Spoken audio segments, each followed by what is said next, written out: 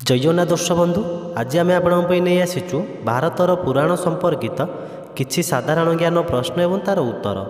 आज प्रथम प्रश्न रही रामायण रे केउ माने प्रभु श्रीरामंक रूप में मुग्ध होई निजकु नारी बेश सजाइथिले।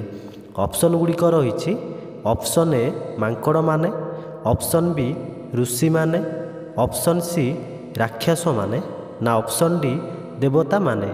तो दर्शक बंधु आपण प्रति प्रश्न 5 सेकेंड समय रोचे, तो यदि यार उत्तर जानते हैं कमेंट बॉक्स में उत्तर दिंतु। तेज यार सठिक उत्तर है ऑप्शन बी ऋषि माने।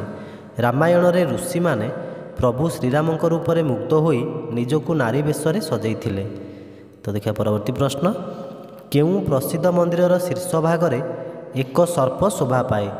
ऑप्शन गुड़िक रही option A Shrimandir, option B Bhagwati Mandir, option सी हिंगुड़ा मंदिर ना ऑप्शन डी जोरंदा मंदिर।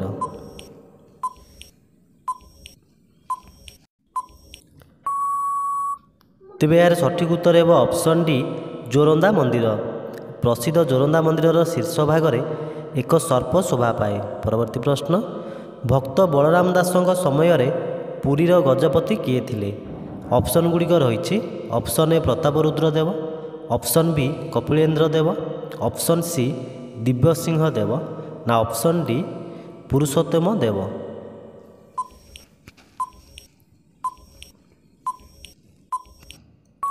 तेज यार सठिक उत्तर है ऑप्शन ए प्रतापरुद्र देव।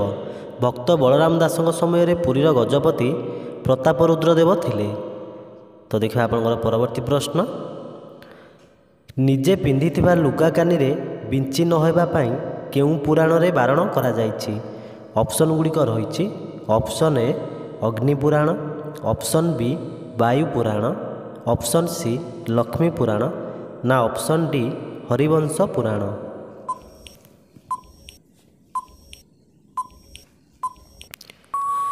तेज यार सठिक उत्तर है ऑप्शन सी लक्ष्मी पुराण।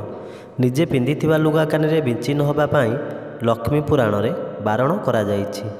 परवर्ती प्रश्न, सती अहल्या स्वामी नाम कौन। ऑप्शन गुड़िक रही option A Manu, option B Vashishtha, option C Dadhichi ना ऑप्शन डी गौतम।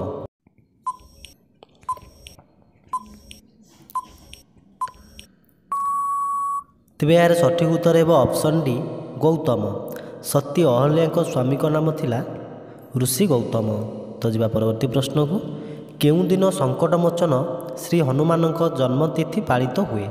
ऑप्शन गुड़िक रही option A Makar Sankranti, option B Kumbh Sankranti, option C Pana Sankranti ना ऑप्शन डी मीन संक्रांति।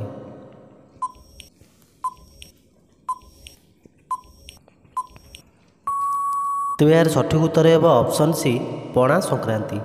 पणा संक्रांति दिन संकट मोचन श्री हनुमान जन्मतिथि पालित हुए। तो देखा परवर्ती प्रश्न, बारवाटी दुर्गर निर्माण केउ राजा द्वारा होइथिला।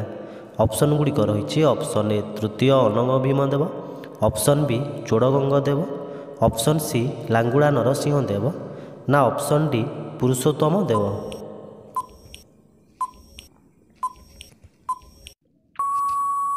तेज यार सठिक उत्तर है ऑप्शन ए तृतीय अनंग भीम देव। बारवाटी दुर्गर निर्माण तृतीय अनंग भीम राजा को द्वारा होइथिला। परवर्ती प्रश्न, वेद शब्दर अर्थ कौन। ऑप्शन गुड़िक रही ऑप्शन ए विद्या, ऑप्शन बी ज्ञान, ऑप्शन सी धर्मग्रंथ ना ऑप्शन डी धर्मशास्त्र।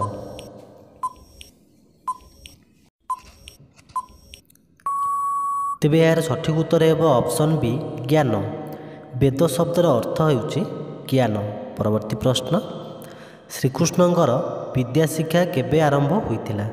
ऑप्शन गुड़िक रही ऑप्शन ए गोपरे थिबा बेले, ऑप्शन बी वृंदावन रे थिबा बेले, ऑप्शन सी मथुरा जिबा पूर्वरु ना ऑप्शन डी मथुरा जिबा परे।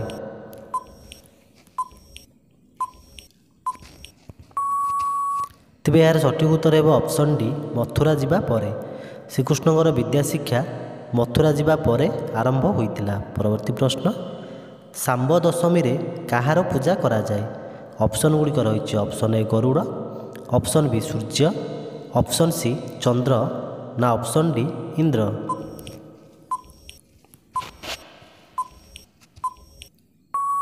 ତେବେ ଏହାର ସଠିକ୍ ଉତ୍ତର ହେବ ଅପସନ୍ ବି ସୂର୍ଯ୍ୟ। ଶାମ୍ବ ଦଶମୀରେ ସୂର୍ଯ୍ୟ ଦେବତାଙ୍କ ପୂଜା କରାଯାଏ। ପରବର୍ତ୍ତୀ ପ୍ରଶ୍ନ, ପାଲାକାରମାନେ ପ୍ରଥମେ କ'ଣ ପାଠ କରିଥାନ୍ତି? ଅପସନ୍ ଗୁଡ଼ିକ ରହିଛି ଅପସନ୍ ଏ ସଂକୀର୍ତ୍ତନ, ଅପସନ୍ ବି ଷଷ୍ଠୀବାଚନ, ଅପସନ୍ ସି ମଙ୍ଗଳାଚରଣ, ନା ଅପସନ୍ ଡି ଦୀକ୍ଷା ଗ୍ରହଣ।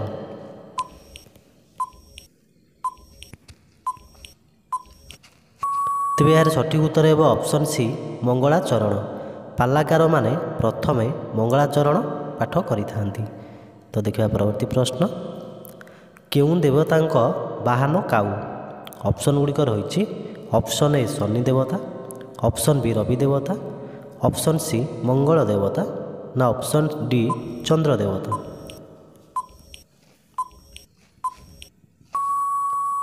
ତେବେ ଏହାର ସଠିକ୍ ଉତ୍ତର ହେବ ଅପସନ୍ ଏ ଶନି ଦେବତା। ଶନି ଦେବତାଙ୍କ ବାହନ କାଉ ଅଟେ। ପରବର୍ତ୍ତୀ ପ୍ରଶ୍ନ, ବାଇଗଣ ବାଡ଼ିକୁ ଜଗନ୍ନାଥ ମହାପ୍ରଭୁ କେଉଁ ଗୀତ ଶୁଣିବାକୁ ଯାଇଥିଲେ? ଅପସନ୍ ଗୁଡ଼ିକ ରହିଛି option A Bhagavata, option B Gita ଗୀତ, ଅପସନ୍ ସି ଗୀତ ଗୋବିନ୍ଦ, ନା ଅପସନ୍ ଡି କୋଇଲି ମାଳିକା। ତେବେ ଏହାର ସଠିକ୍ ଉତ୍ତର ହେବ ଅପସନ୍ ସି ଗୀତ ଗୋବିନ୍ଦ। ବାଇଗଣ ବାଡ଼ିକୁ ଜଗନ୍ନାଥ ମହାପ୍ରଭୁ ଗୀତ ଗୋବିନ୍ଦ ଗୀତ ଶୁଣିବାକୁ ଯାଇଥିଲେ। ତ ଦେଖିବା ଆପଣଙ୍କର ପରବର୍ତ୍ତୀ ପ୍ରଶ୍ନ, ଭଗବାନ ବିଷ୍ଣୁଙ୍କ ସୁଦର୍ଶନ ଚକ୍ରର ନିର୍ମାତା କିଏ? Option A Varun, option B Surya, option C Ashwini Kumar, ନା ଅପସନ୍ ଡି ବିଶ୍ୱକର୍ମା।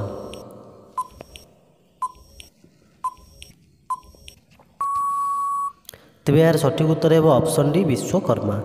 ଭଗବାନ ବିଷ୍ଣୁଙ୍କ ସୁଦର୍ଶନ ଚକ୍ରର ନିର୍ମାତା ଥିଲେ ବିଶ୍ୱକର୍ମା। ପରବର୍ତ୍ତୀ ପ୍ରଶ୍ନ, ଓଡ଼ିଶାର ସର୍ବବୃହତ ହନୁମାନ ମୂର୍ତ୍ତି କେଉଁ ସହରରେ ଦେଖିବାକୁ ମିଳେ?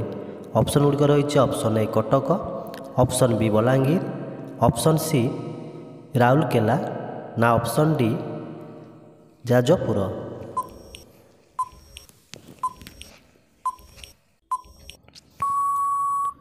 ତେବେ ଏହାର ସଠିକ୍ ଉତ୍ତର ହେବ ଅପସନ୍ ସି ରାଉରକେଲା। ଓଡ଼ିଶାର ସର୍ବବୃହତ ହନୁମାନ ମୂର୍ତ୍ତି ରାଉରକେଲା ସହରରେ ଦେଖିବାକୁ ମିଳେ। ତ ଦର୍ଶକ ବନ୍ଧୁ, କୋଶ୍ଚିନ୍ ଗୁଡ଼ିକ ଭଲ ଲାଗିଲେ ଗୋଟେ ଲାଇକ୍ କରନ୍ତୁ। ଯଦି ଆମ ଚ୍ୟାନେଲରେ ନୂଆ ଆସିଛନ୍ତି ଚ୍ୟାନେଲକୁ ନିଶ୍ଚିତ ସବସ୍କ୍ରାଇବ୍ କରନ୍ତୁ। ଧନ୍ୟବାଦ।